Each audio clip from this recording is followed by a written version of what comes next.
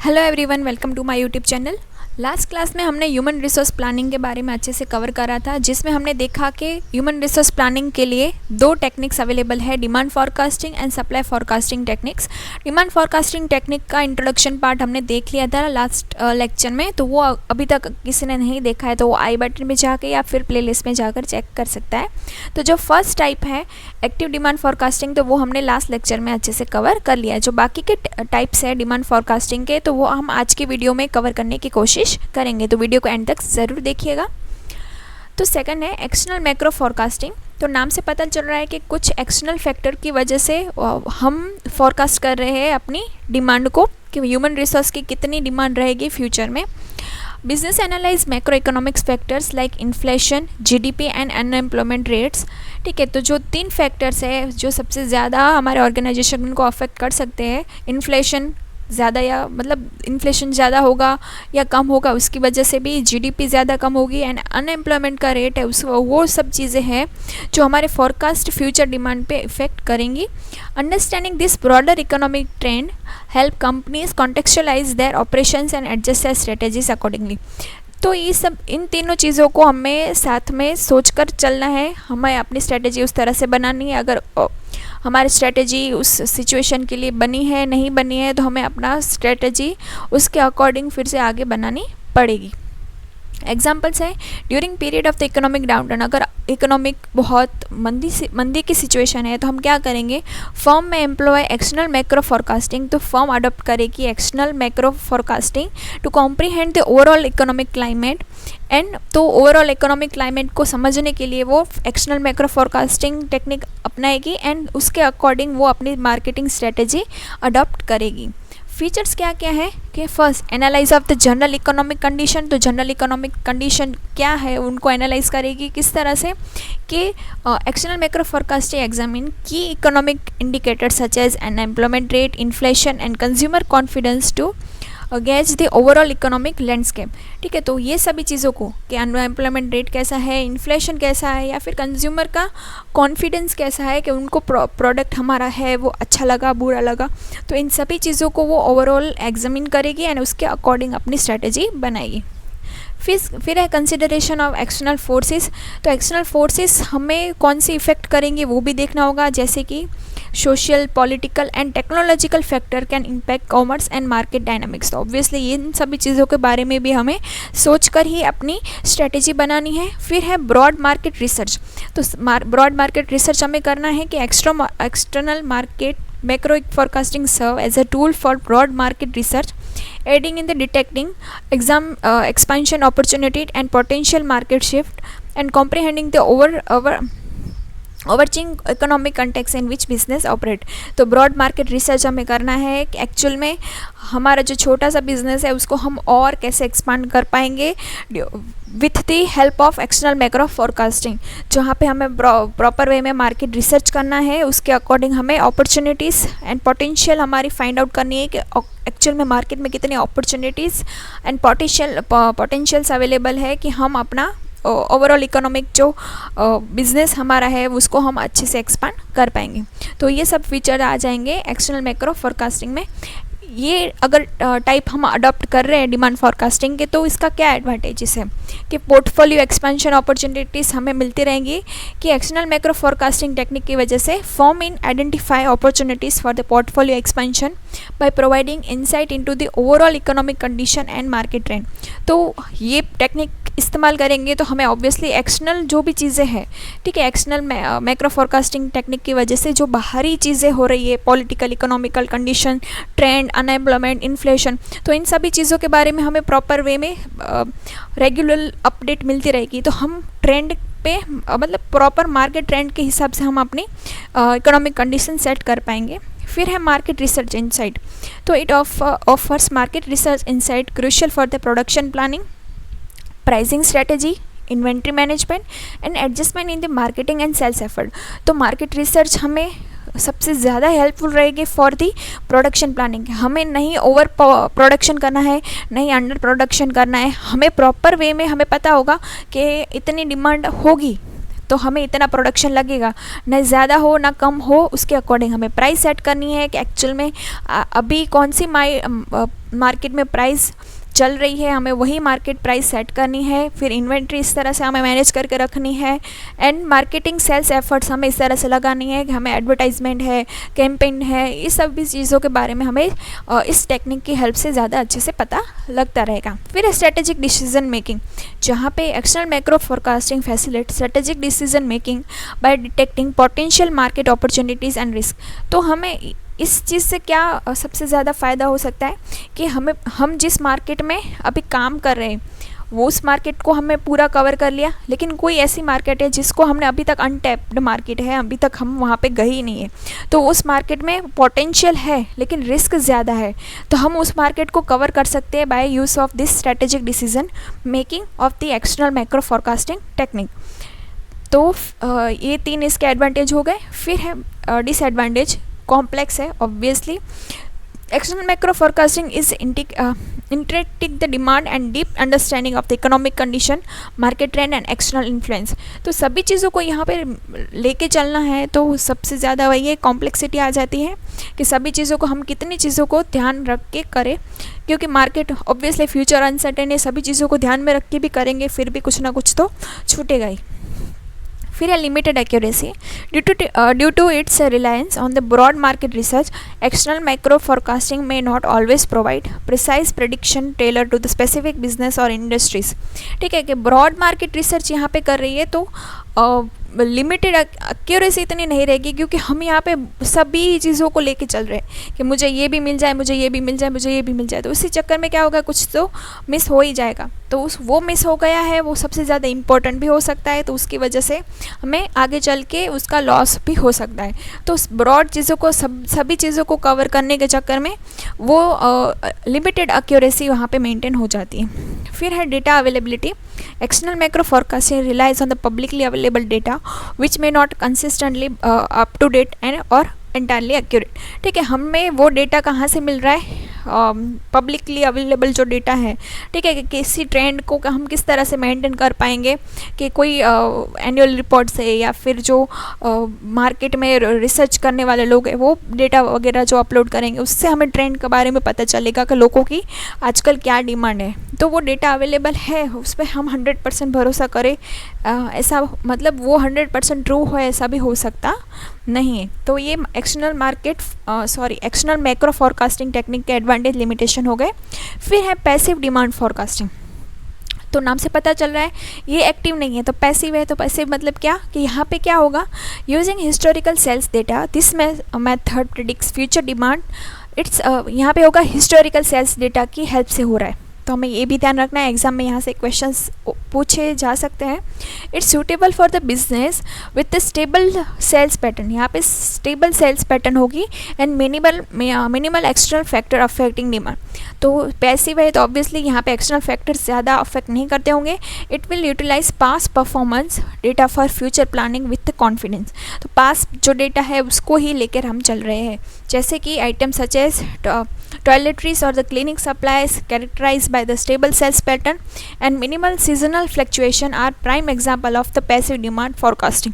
तो वो यहाँ पे हमारे डिमांड क्या है, पैसिव डिमांड फोरकास्टिंग में है, जहाँ पे कुछ ऐसी चीज़ें हैं कि लोगों को वहाँ पे फ़र्क नहीं मतलब पड़ रहा है, जैसे कि टॉयलेटरीज जो क्लीनिंग सप्लाईज है, ठीक है, तो वो लोग परचेस करेंगे नहीं करेंगे, वन टाइम परचेस होता है। हम कोई भी चीज़ खरीद रहे हैं, स्पेशली अगर बात करें तो टॉयलेट सीट वगैरह कुछ खरीद रहे हैं, तो वो कैसी होगी, हम मतलब एक बार खरीदेंगे और फिर तो बहुत टाइम के बाद अगर वो कुछ ख़राब हो रहा है तो हम लेंगे, तो वो डिमांड हमारी पता है कि उसकी डिमांड कहाँ होगी कि कुछ नया घर या नया कुछ अपार्टमेंट बनेगा तो वहाँ पे डिमांड होगी, अदरवाइज उसके कुछ डिमांड तो होगी नहीं।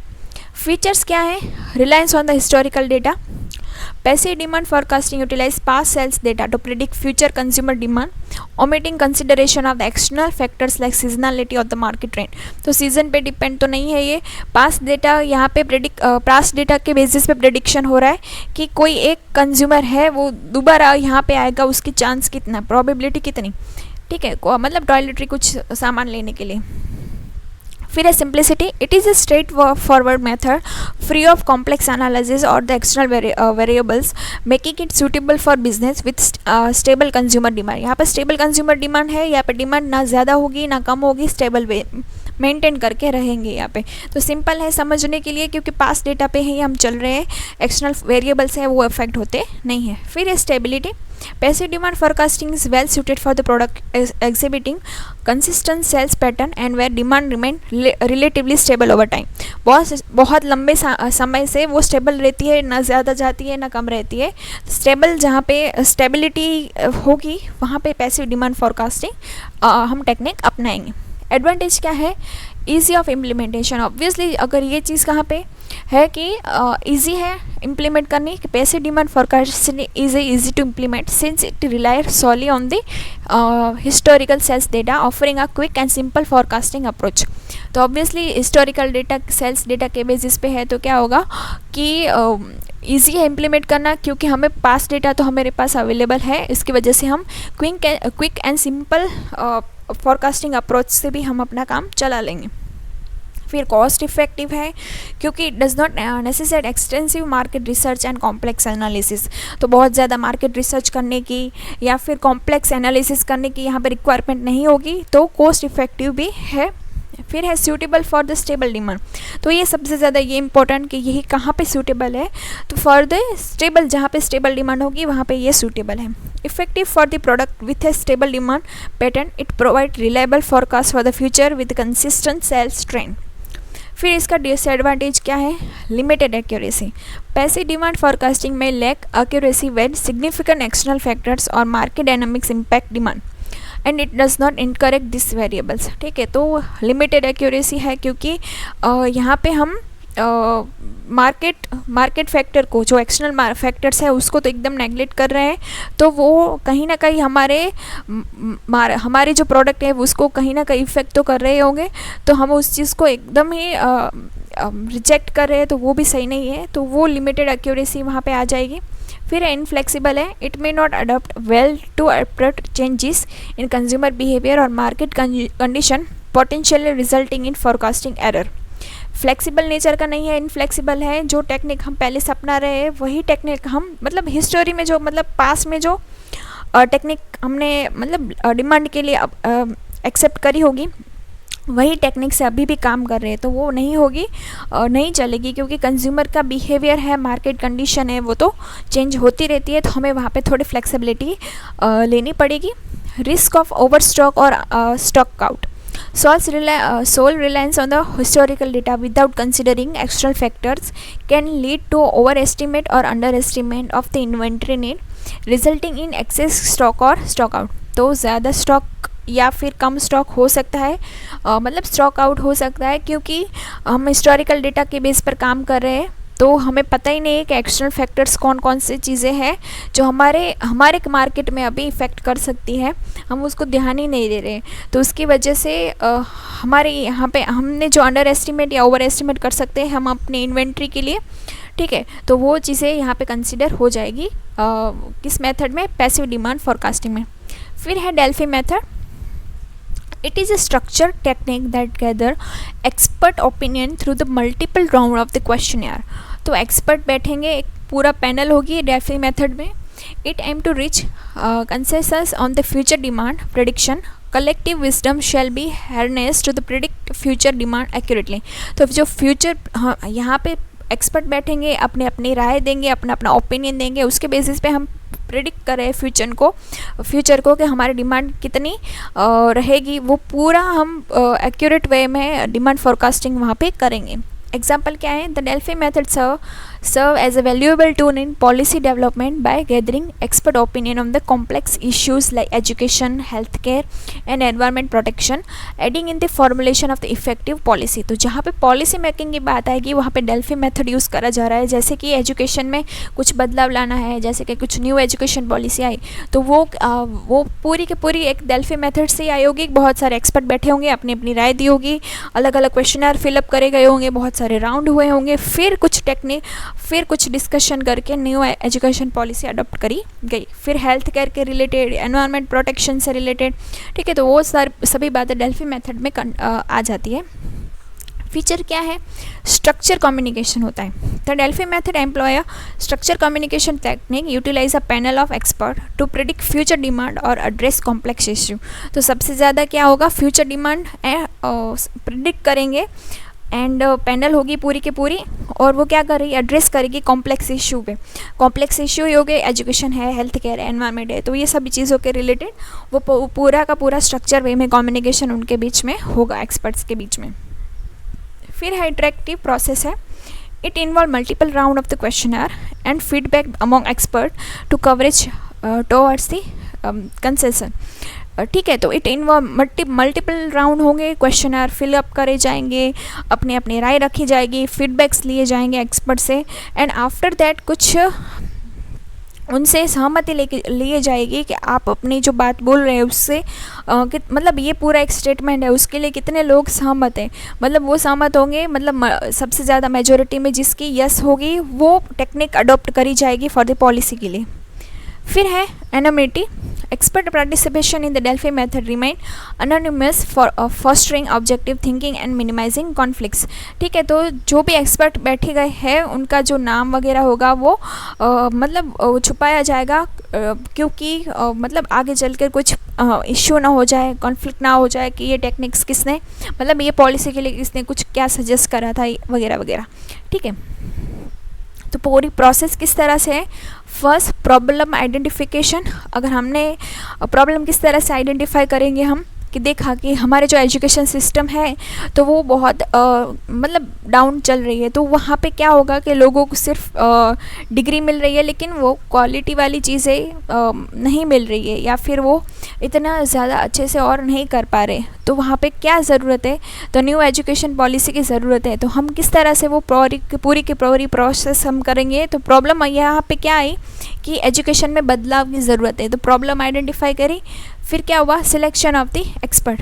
तो वो प्रॉब्लम को हम आइडेंटिफाई कर ली, फिर वो उस प्रॉब्लम को सॉल्व करने के लिए हमें एक्सपर्ट्स चाहिए, वेरियस एरिया से हमने एक्सपर्ट्स बुलाए।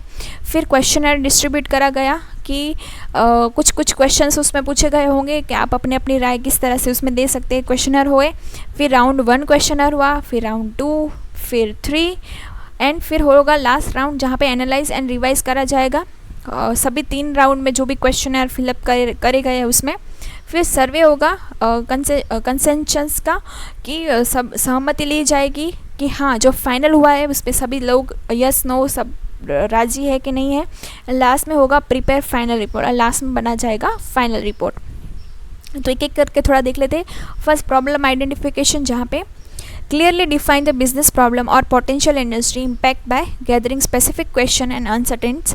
Enhance expert prediction with precise in your queries.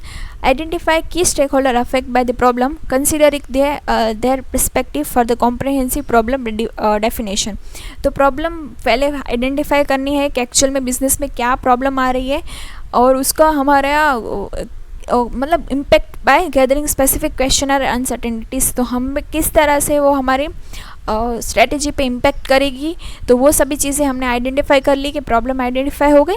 And फिर हमें क्या कर रहे हैं? Selection of the expert. Strategically choose a diverse group of expert representing varied perspective and expertise related to the topic under examination. Ensure selected experts have a proved track record in the specific domain and possess a balanced mix of the experience and innovation. तो जो experts हम बुला रहे हैं तो वो पूरे के पूरे experience वाले होने चाहिए, अपने अपने एरिया में एक्सपर्ट होने चाहिए, जिसकी वजह से हमें अच्छे से अच्छा रिजल्ट मिले। फिर है क्वेश्चनर डिस्ट्रीब्यूशन। फिर होगा क्वेश्चनर डिस्ट्रीब्यूशन जहाँ पे to the expert they with instruction to share opinion. उस क्वेश्चनर में क्या दिया जा रहा है? ओपिनियन, इनसाइट और the prediction based and personal experience, knowledge, research, ये सभी चीज़ों से रिलेटेड कुछ क्वेश्चंस पूछे जा रहे हैं। Communicate the purpose of the questionnaire, emphasize on significance of their contribution to the consensus building process. ठीक है, तो पूरे का पूरा जो क्वेश्चनर है वो एक ही चीज़ पे बहुत ज़्यादा एम्फसाइज कर रहा है कि आप अपना किस तरह से कंट्रीब्यूशन दे सकते हैं न्यू चीज़ को अडॉप्ट करने के लिए। फिर राउंड 1 स्टार्ट होगा क्वेश्चनर का। Present the initial open ended question होंगे जहाँ पे कलेक्टिंग एनोनिमस रिस्पॉन्स। जहाँ पे सभी लोगों से रिस्पॉन्स कलेक्ट करे जाएंगे। Distribute a summary report of the encourage freely state opinion including mechanism to the expert to seek classification or provide additional context fostering a more comprehensive understanding of the response. जहाँ पे round 1 में मतलब थोड़े normal questions पूछे जाएंगे कि जिसकी वजह से मतलब वाइड एरिया होगा, ठीक है। यहाँ पे कोई एक टॉपिक के बारे में चर्चा नहीं होगी, सभी एरिया को कवर करा जाएगा राउंड 1 में कि हमें क्या क्या और जिससे क्या होगा, जिससे जैसे क्वेश्चंस बढ़ते जाएंगे वैसे वैसे हमें टॉपिक से रिलेटेड क्लैरिफिकेशन होता जाएगा, एडिशनल चीज़ें मिलती जाएंगी और मोर कॉम्प्रिहेंसिव अंडरस्टैंडिंग होती जाएगी।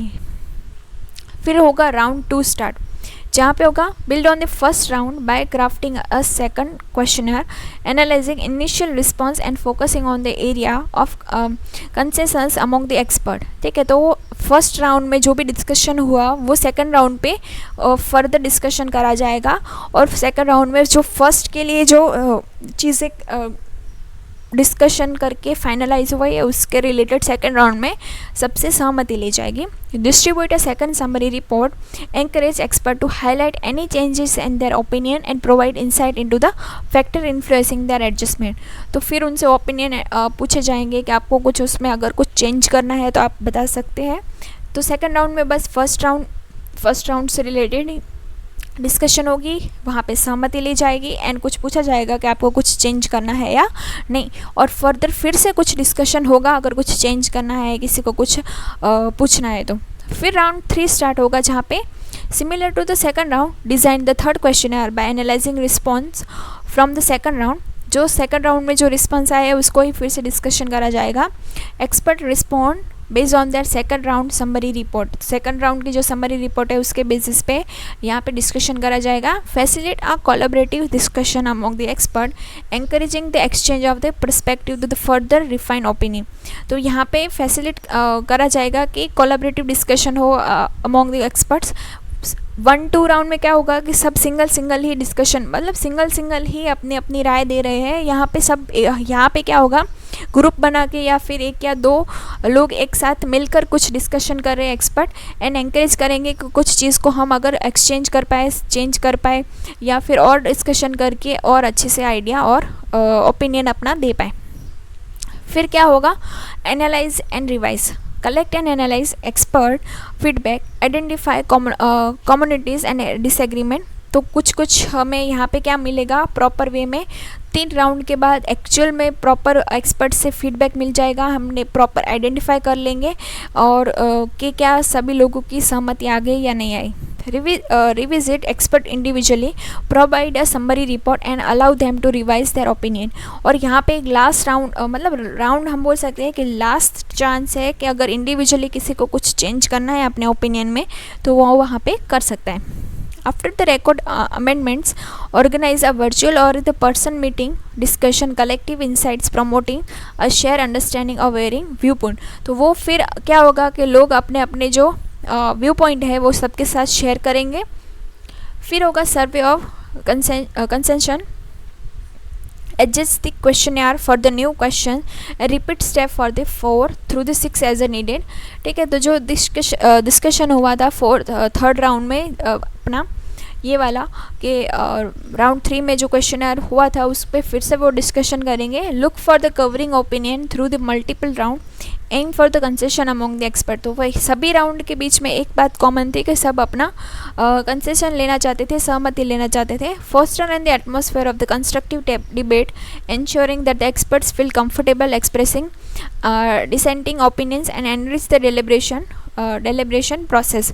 तो वही पूरी प्रोसेस में एक तो सहमति से रिलेटेड एंड ये एक बात है कि डिबेट करे या कुछ भी अपनी बात रखे, लेकिन सब लोग जो एक्सपर्ट है वो कंफर्टेबली अपनी अपनी बात एक्सप्रेस वे में कर सके।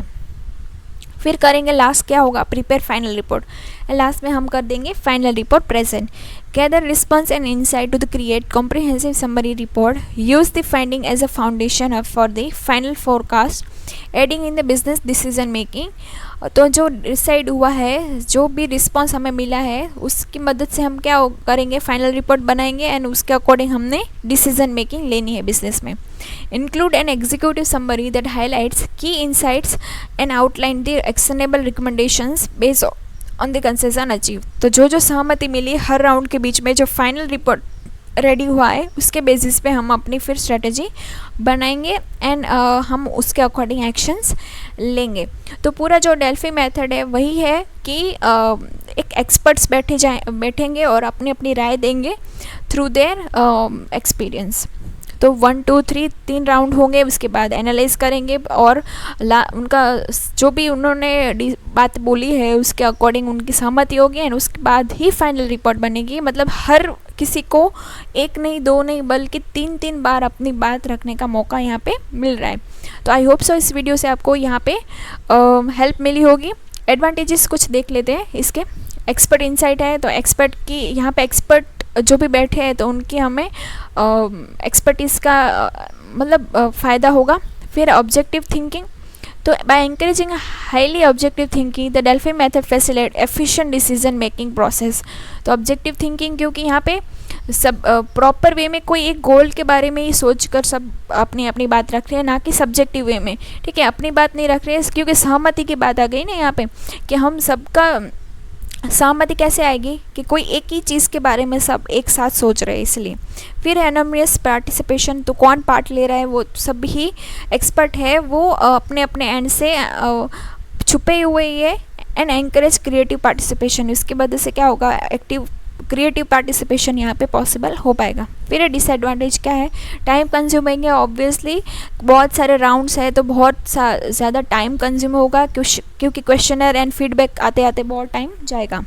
फिर है रिक्वायर एक्सपर्ट्स ऑब्वियसली, तो इस मेथड का यही है कि चैलेंजिंग रिक्वायर स्पेशलाइज एक्सपर्ट। तो सबसे ज़्यादा यही प्रॉब्लम आएगी कि एक्सपर्ट को हमें ढूंढे कहाँ पे। फिर है lack of non verbal communication, तो यहाँ पे पूरी की पूरी जो प्रोसेस हुई वो फॉर्मल वे में होगी, कोई भी एक्सपर्ट एक दूसरे से नॉन वर्बल कम्युनिकेशन नहीं कर रहा है, तो ये इसका डिसएडवांटेज हो जाएगा। तो जो नेक्स्ट मेथड है मार्केट रिसर्च और बाकी के जो है टेक्निक्स, वो हम नेक्स्ट वीडियो में कवर करेंगे। इस वीडियो से आई होप से आपको हेल्प मिली होगी। Thanks for watching.